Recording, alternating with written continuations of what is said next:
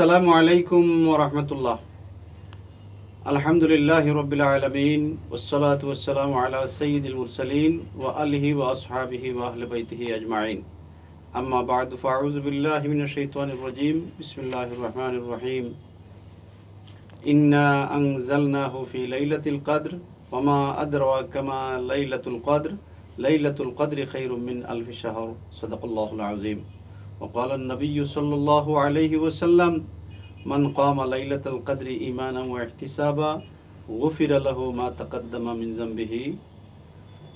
بارك الله لنا ولكم في القرآن العظيم ونفعنا وإياكم بالآيات والذكر الحكيم.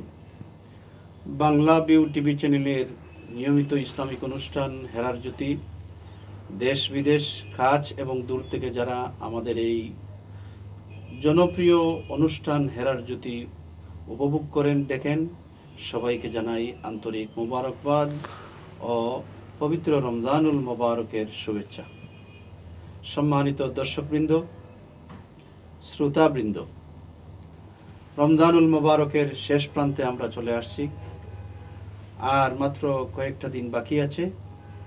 এই মহিমান্বিত মাস, সম্মানের মাস, ইজ্জতের মাস, মর্তবার মাস, রহমত বরকত ও মাগফিরাতের মাস চলে যাবে। যে কয়েকটি দিন আমাদের হাতে রয়েছে, আমরা চেষ্টা করব এই দিনগুলা আমরা যথাযথভাবে ইবাদত বন্দেগী করে যেন মহান রব্বুল আলামিনের সন্তুষ্টি অর্জন করতে পারি। আমিন আমিন। সম্মানিত দর্শকবৃন্দ, আজকে আমরা পবিত্র রমজানুল মোবারকের গুরুত্বপূর্ণ দুটি বিষয়ে, একটি হচ্ছে ইতিকাফ আর একটা হচ্ছে লাইলাতুল কদর। ইতিকাফ ও লাইলাতুল কদরের ফজিলত ও আমল নিয়ে আমরা আপনাদের সাথে আলোচনায় আছি। আজকে আমরা আমাদের স্টুডিওতে আমন্ত্রণ জানিয়েছি বিশিষ্ট আলেমে দ্বীন, সিলেটের ঐতিহ্যবাহী বাইতুল মুআজ্জম জামে মসজিদের সম্মানিত খতিব, দেশ বিদেশে যিনি পড়ালেখা করে এই দেশের সুনাম অর্জন করে নিয়ে আসছেন, কৃতিত্বের স্বাক্ষর রেখেছেন, হযরত মাওলানা মুফতি মজিরউদ্দিন। আসসালামু আলাইকুম ওয়া রাহমাতুল্লাহ। ওয়া আলাইকুম আসসালাম ওয়া রাহমাতুল্লাহি ওয়া বারাকাতুহু। হযরত, আপনি কেমন আছেন? আলহামদুলিল্লাহ, সকলের দোয়ায় আল্লাহ ভালো রাখছে। মাশাআল্লাহ মাশাআল্লাহ। রমজানুল মুবারক কেমন যাচ্ছে? আলহামদুলিল্লাহ, খুব তৃপ্তি সহকারে যাচ্ছে। মাশাআল্লাহ মাশাআল্লাহ। তো হযরত, আজকে যে বিষয় নিয়ে আমরা আলোচনা করতে চাইবো সে বিষয়টি, যেহেতু গত 20 রমজান থেকে শুরু হয়েছে আমাদের মসজিদে ইতিকাফ, তো ইতিকাফের এই বিষয় নিয়ে আমরা কিছু আলোচনা করব। আর পরবর্তীতে আপনার কাছ থেকে আমরা লাইলাতুল কদরের আমল, করণীয় এবং আমরা কি করতে পারি এই বিষয়গুলো নিয়ে আমরা শুনব। তো প্রথমে আপনার কাছ থেকে আমরা জানতে চাইব যে ইতিকাফ কি এবং ইতিকাফে কি করণীয় এবং কি বর্জনীয়। নাহমাদুহু ওয়া নুসাল্লি আলা রাসূলিহিল কারীম, আম্মা বাদ।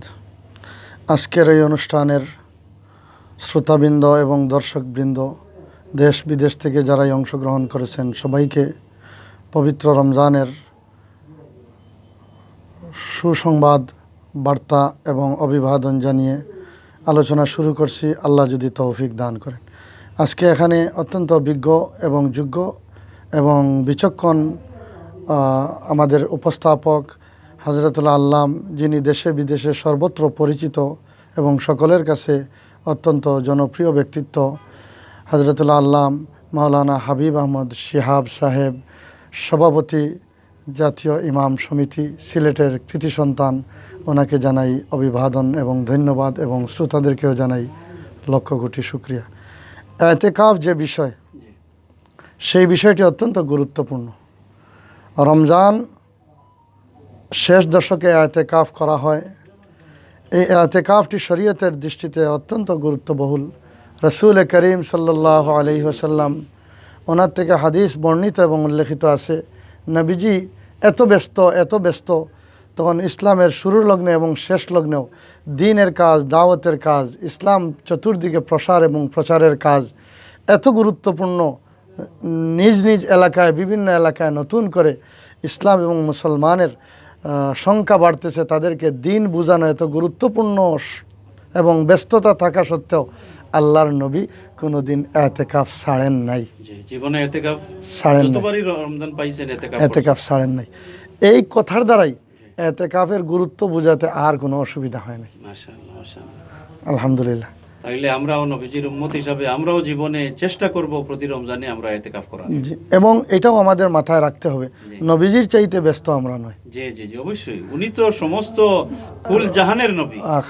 দু জাহানের নবী। জি জি তিনি যতটুকু ব্যস্ততা তার জীবন কাটিয়েছেন দ্বীনের জন্য, জি দুনিয়ার জন্য নয়, সুতরাং আমরা তার চাইতে বেশি ব্যস্ততা অবশ্যই নয়। জি। তারপরেও তিনি যেহেতু এতেকাফকে জীবনে মিশি দেন নাই, বাদ দেন নাই, তাহলে ইসলাম এবং শরীয়ত এবং আমাদের নবীর আদর্শ এবং দৃষ্টিকোণ থেকে এতেকাফের গুরুত্ব এখানেই বোধগম্য হয়। জি জি, মাশাআল্লাহ। আচ্ছা, এখানে এতেকাফে করণীয় কি এই বিষয়গুলো? হ্যাঁ, এতেকাফ এটার শাব্দিক অর্থের দিকে লক্ষ্য করলেই আমরা করণীয়টা বুঝে ফেলব। আচ্ছা, এতেকাফ ডিকশনারিতে বা বিভিন্ন জায়গায় আমরা দেখতে পাই, এতেকাফ মানে নিজেকে আবদ্ধ করা, পারিভাষিকভাবে আটকিয়ে রাখা। জি এ কোন জায়গায় আটকিয়ে রাখা?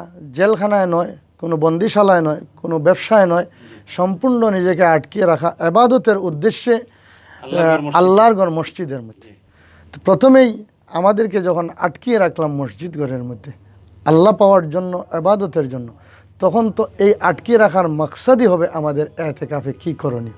আল্লাহ পাওয়ার জন্য যতগুলো কাজ ততগুলো আমরা করতে হবে। তারপরেও তো আমরা ওয়াজ তো সবাই জানি, কিন্তু আমল করা একটু হ্যাঁ হ্যাঁ হ্যাঁ, এটা অবশ্যই। এই ব্যাপারে এতেকাফে আমরা তো 5 ওয়াক্ত নামাজ আছে, তারাবির নামাজ আছে, এখানে সুযোগ আছে তাহাজ্জুদ পড়ার। এইভাবে যদি আমরা একটু বলাবলি করতে পারি, তাহলে আমাদের যারা এতেকাফে আছেন বা যারা শুনতেছেন, ওনাদের আত্মীয়স্বজন এতেকাফে আছেন বা ওনারাও যদি পরবর্তীতে এতেকাফ করেন, তাহলে এই আমলগুলো করার চেষ্টা করেন। যে নফল এতেকাফ সুযোগ আছে এখনো, ওখানে বসলে এই মশলাগুলো কাজে লাগবে।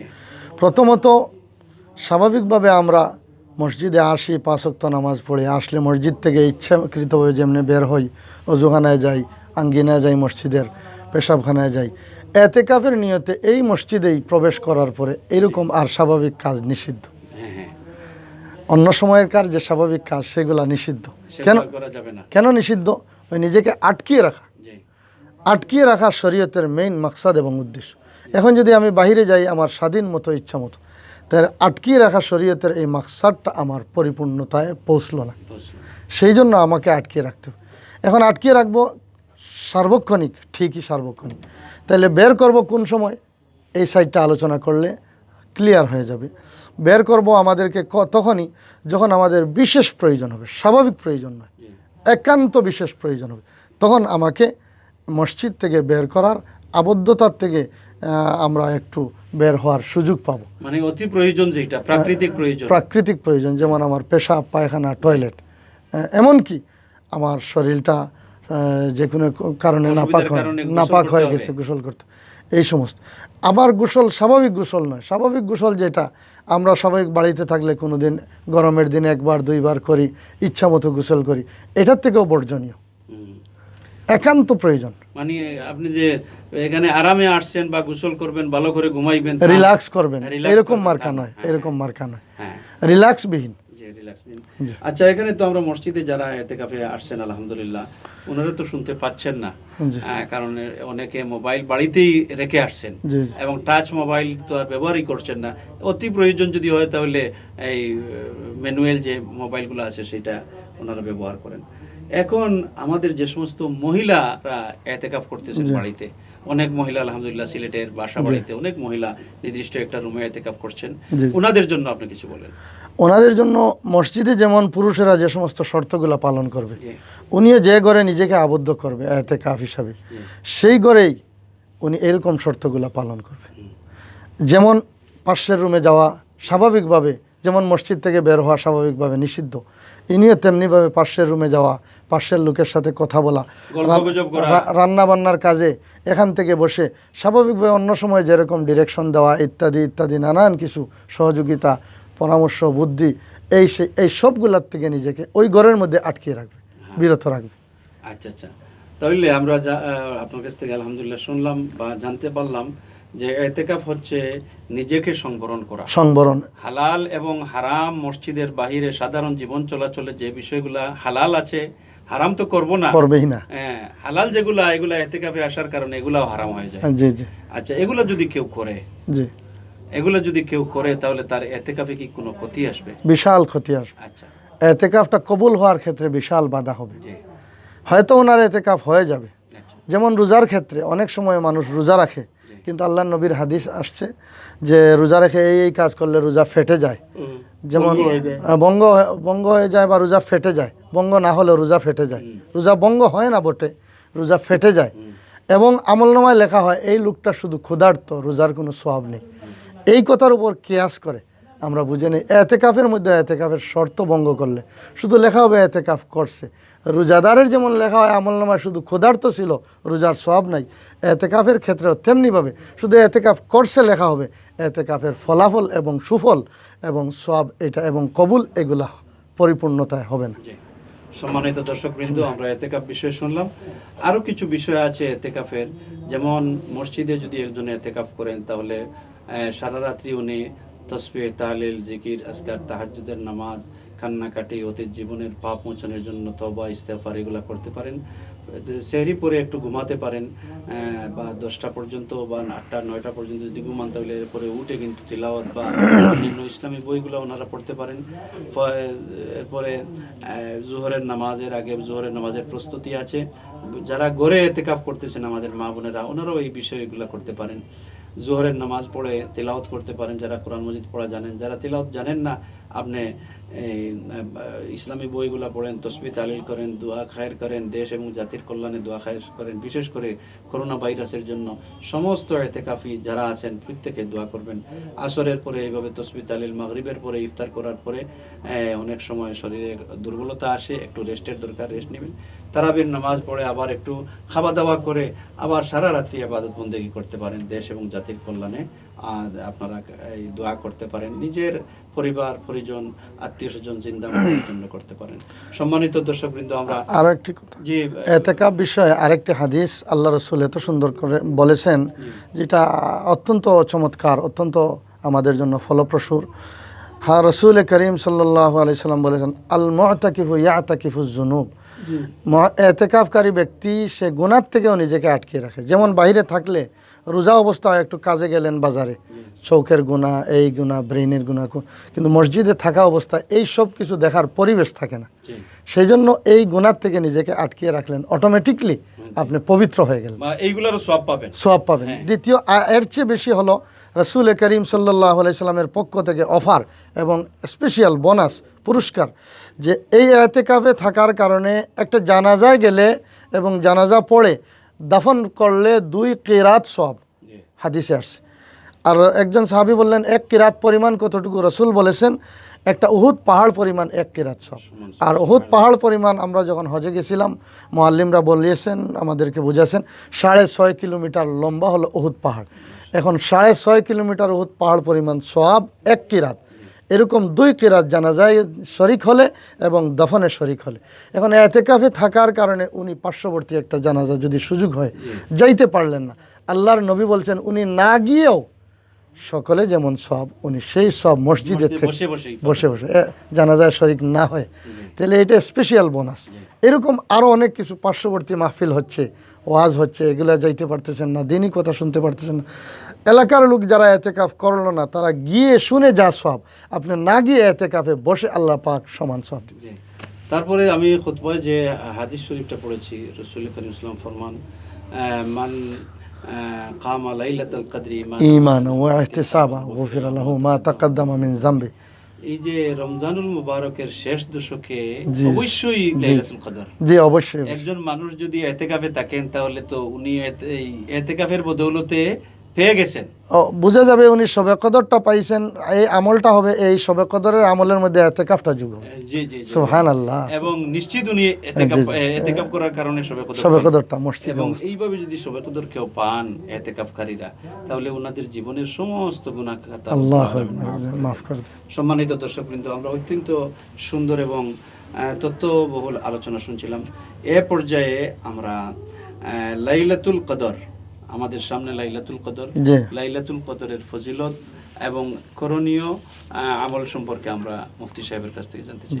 আলহামদুলিল্লাহ, প্রিয় দর্শক এবং শ্রোতাবৃন্দ এবং বিজ্ঞ বিচক্ষণ মহা আজকের পরিচালক লাইলাতুল কদর এটা অত্যন্ত গুরুত্বপূর্ণ একটা সাবজেক্ট।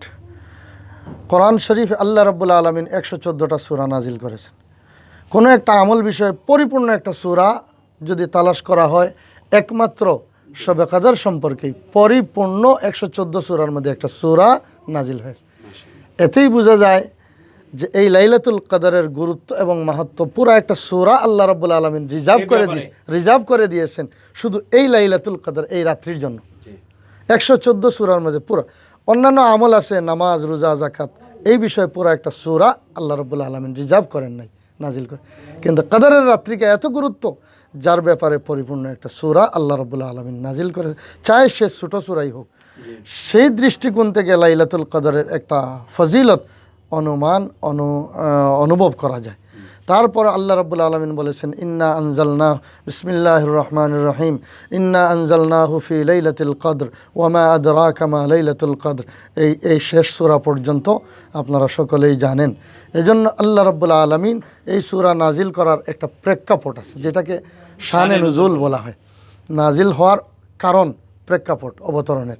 সুতরাং এই প্রেক্ষাপট সম্পর্কে কয়েকটি কথা আছে হাদিসের কিতাবের মধ্যে। এটা আমাদের জন্য এটা একটা হাদিয়া স্বরূপ আল্লাহ রাব্বুল আলামিন।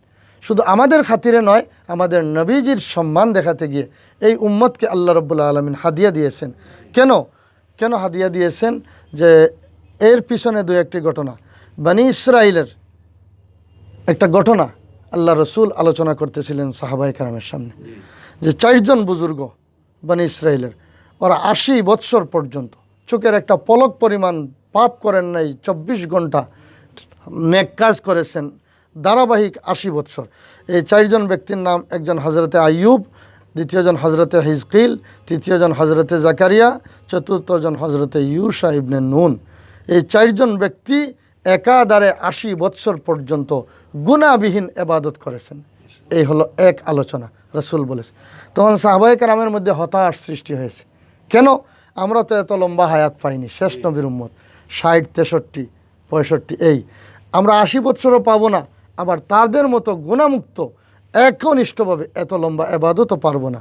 তাহলে তো ওরা বেশি সওয়াব কামাই করছে, আমাদের আগে ওই বনি ইসরাইলের ওই উম্মতেরা জান্নাতে চলে যাবে।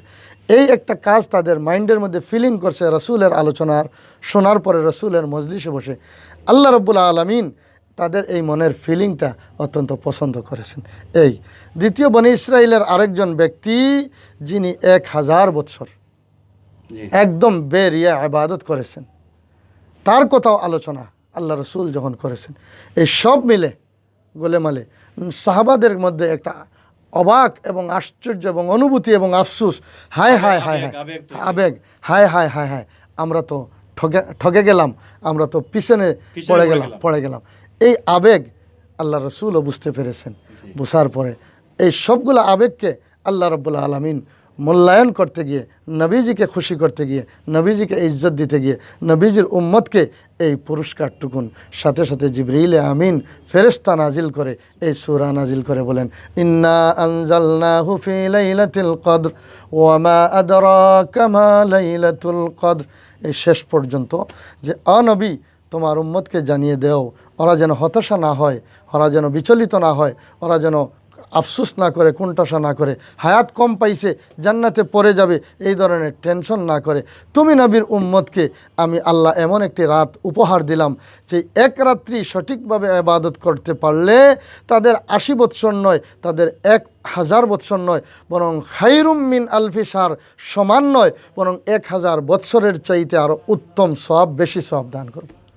1000 মাস, 1000 মাস, সরি 1000 মাস, 1000 মাসে 83 বছর 4 মাস। হ্যাঁ, আলহামদুলিল্লাহ। তখন রসুল করিম সাল্লাল্লাহু আলাইহি সাল্লাম অত্যন্ত খুশি হয়ে গেছেন, সাহাবায়ে কেরাম খুশি হয়ে গেছেন। এই জন্য আমাদের জন্য কম পয়সায় 12 মজা, সিলেটের একটা কথা আছে, কম পয়সায় 12 মজা, অল্প আমলে 1000 বছরের সমান সব। এত সুবর্ণ সুযোগ আমরা পেয়েছি শেষ নবীর উম্মত, আমাদের কত সৌভাগ্য। শুধু তাই নয়, শেষ নবীর উম্মত আমরা পৃথিবীতে আগমন হয়েছে পরে, জান্নাতে যাব আগে, আগমন হয়েছে শেষে, আমাদের হায়াত ছোটো, আমাদের সওয়াব হবে অন্য নবী লম্বা লম্বা হায়াত পেয়ে বেশি বেশি আমল করে যা পরিমাণ হবে তাদের চাইতে বেশি হবে আমাদের সওয়াবের পাল্লায়, সওয়াবের মাত্রা বেশি ওজন।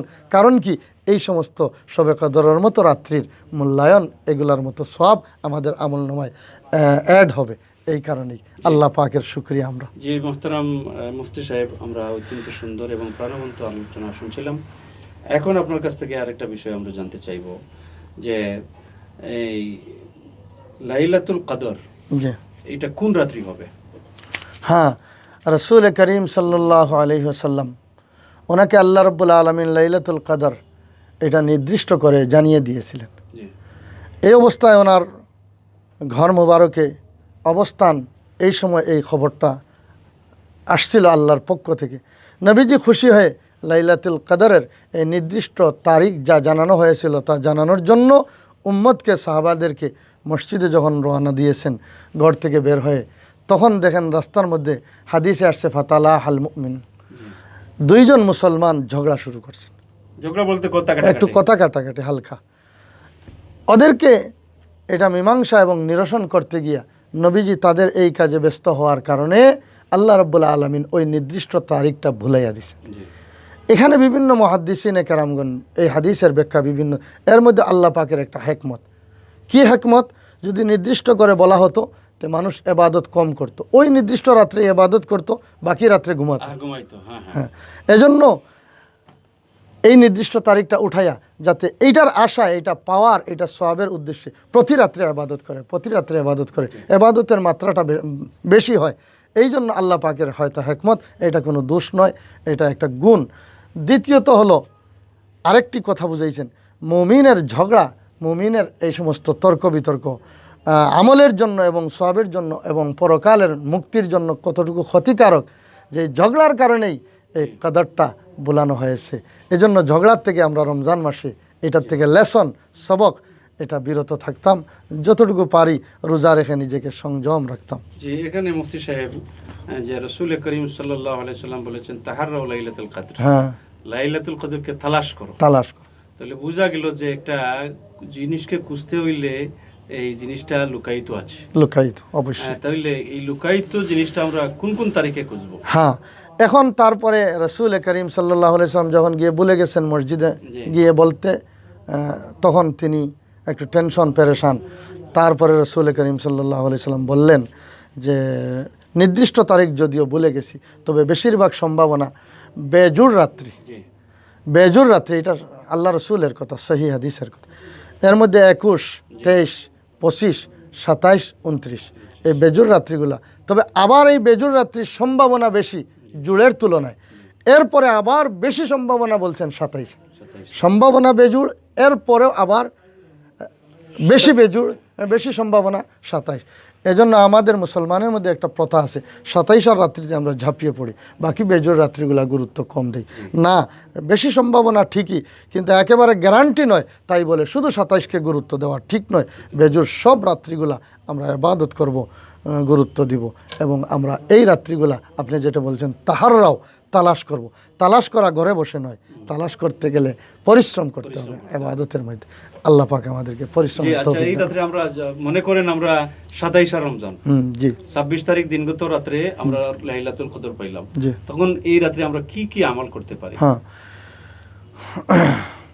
হযরত আয়েশা রাদিয়াল্লাহু তাআলা আনহা আল্লাহর নবীকে জিজ্ঞেস করলেন, মা আকুলু ইয়া রাসূল, আগো আল্লাহর নবী, এই শবে কদরের রাত্রিতে আমি কি পড়ব, কি বলবো? তখন আল্লাহর নবী বললেন, কুলি আল্লাহুম্মা ইন্নাকা আফুউন তুহিব্বুল আফওয়া।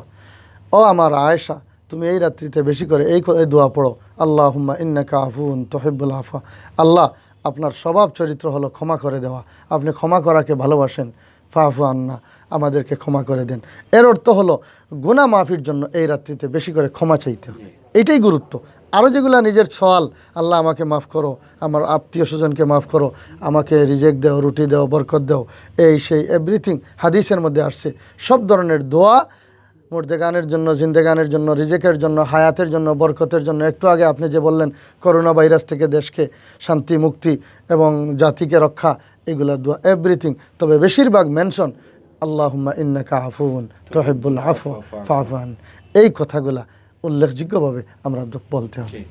এরপরে সালাতুত তাসবিহ নামাজ পড়ি ইত্যাদি। তওবার নামাজ পড়তে জি পারি, জি জি সালাতুত জি তাসবিহ পড়তে পারি, আমরা তাহাজ্জুদের নামাজ জি, পড়তে জি। পারি। সম্মানিত দর্শক শ্রোতাবৃন্দ, আমরা অনুষ্ঠানের শেষ পর্যায়ে চলে আসছি। লাইলাতুল কদর যার জীবনে একবার জুটবে, আর সে যদি এই রাত্রিটা কাজে লাগাইতে পারে, তাহলে এই একই রাত্রি হবে তার সারা জীবনের জন্য সার্থক এবং তার সারা জীবনের আমলের জন্য যথেষ্ট। তাই আমরা অনেকে বারবার জীবনে অনেকবার লাইলাতুল কদর পেয়েছি এবং লাইলাতুল কদরে আমল করেছি। আমাদের লাইলাতুল কদরে প্রতিজ্ঞা করতে হবে, এই রমজানে আমরা প্রতিজ্ঞা করতে হবে যে আমরা অতীত জীবনের যে গুনাহগুলা, সেই গুনাহগুলার জন্য রব্বুল আলামিনের কাছে অনুতপ্ত হয়ে ওয়াদা করতে হবে যে আর অতীত জীবনের গুনাহগুলা আর করব না। এবং আমরা যে কাজগুলা করেছি, যে গুনাহগুলা করেছি, সেগুলো যদি হকুল্লাহ হয়ে থাকে, তাহলে রব্বুল আলামিনের কাছে কায়েম মনোবাক্যে আমরা তওবা করব। আর হকুল ইবাদ যদি হয়ে থাকে, তাহলে কারোর সাথে যদি লেনদেন থাকে, তাহলে এই লেনদেনগুলো আমরা পরিশোধ করার চেষ্টা করব। এবং কাউকে যদি হাত দিয়ে কষ্ট দিয়ে থাকি, তার কাছে গিয়ে আমরা মাফ চাইব। কাউকে যদি আমরা মুখ দিয়ে কষ্ট দিয়ে থাকি, কটু কথা বলে থাকি, তাহলে আমরা তার কাছে গিয়ে মাফ চাইব। এবং কারোর সাথে যদি আমি কারো ধন সম্পদ আত্মসাৎ করে থাকি, তাহলে সেইগুলো আমি ফেরত দিয়ে এরপরে আমি তওবা করতে হবে। তওবা শুধুমাত্র দুইটা গালকে আমরা এইভাবে চাপড়াই তওবা তওবা যদি বলি, তাহলে এইটার নাম তওবা না। তওবার অর্থ হচ্ছে 6টা বিষয়ের সমষ্টির নাম হচ্ছে তওবা। হযরত আলী কাররামাল্লাহু ওয়াজহাহুকে জিজ্ঞেস করা হয়েছিল যে তওবা কি, তখন উনি বলছিলেন যে 6টা বিষয়ের সমষ্টির নাম হচ্ছে তওবা। এই 6টা বিষয় যে আমল করতে পারবে, তার নাম হবে তওবা। এবং এই তওবাটা একদিনে না, এটা দীর্ঘমেয়াদী। আমার জীবনে যত নামাজ কজা হয়েছে, সেই নামাজগুলো আমি আদায় করব। আমার জীবনে যত রোজা কজা হয়েছে, আমি কাফফারা সহ সেইগুলো আমি আদায় করব। এবং আমার জীবনে অনেক ভুল ত্রুটি হয়েছে, নামাজ সহ আমি অনেক মিথ্যা কথা বলেছি, আমি চুগলখুরি করেছি, কাউকে যদি হাত দিয়ে কষ্ট দিয়ে থাকি, কাউকে যদি মুখ দিয়ে কষ্ট দিয়ে থাকি, এগুলো আমি মাফ চাইবো। এগুলো তাদের কাছ থেকে ক্ষমা আমরা নিব। আমাদের মাতা পিতা আছেন, মাতা পিতার সাথে আমরা যদি কেউ দুর্ব্যবহার করে থাকি, তাহলে তার কাছে আমি মাফ না চাওয়া পর্যন্ত কিন্তু আমার তওবা কবুল হবে না। এতে যত বড় একজন মানুষ হোক, যত বড় আমলওয়ালা হোক, মা বাবার কাছে কিন্তু উনি একটা শিশুর বাচ্চা। তাই আমরা আমাদের মা বাবা যাদের আছেন, আমরা ওনাদের কাছে মাফ চাইবো, ওনাদের কাছে আমরা দোয়া চাইবো। যাদের মা বাবা নাই, ওনাদের কবরের পাশে গিয়ে আমরা জিয়ারত করব, রব্বুল আলামিনের কাছে মাফি চাইবো। এবং আমরা অতীত গুনাহের দ্বারে কাছেও আর যাব না। এবং 6 নম্বর হচ্ছে, গুনাহ করতে যেভাবে আমাকে উৎসাহিত মনে হয়েছিল, এখন গুনাহ ছাড়ার কারণে আমাকে মনের মধ্যে একটা তৃপ্তি আসে। গুনাহ দেখলে ঘৃণা আসে, হ্যাঁ, এবং গুনাহ থেকে দূরে থাকার কারণে তৃপ্তি আসে। এই 6টা বিষয় সমন্বয়ের নাম হচ্ছে তওবা। তাহলে একদিনে তওবা করা যাবে না, তওবা করতে হলে অনেক দীর্ঘমেয়াদী পরিকল্পনা আমাদের হাতে নিতে হবে।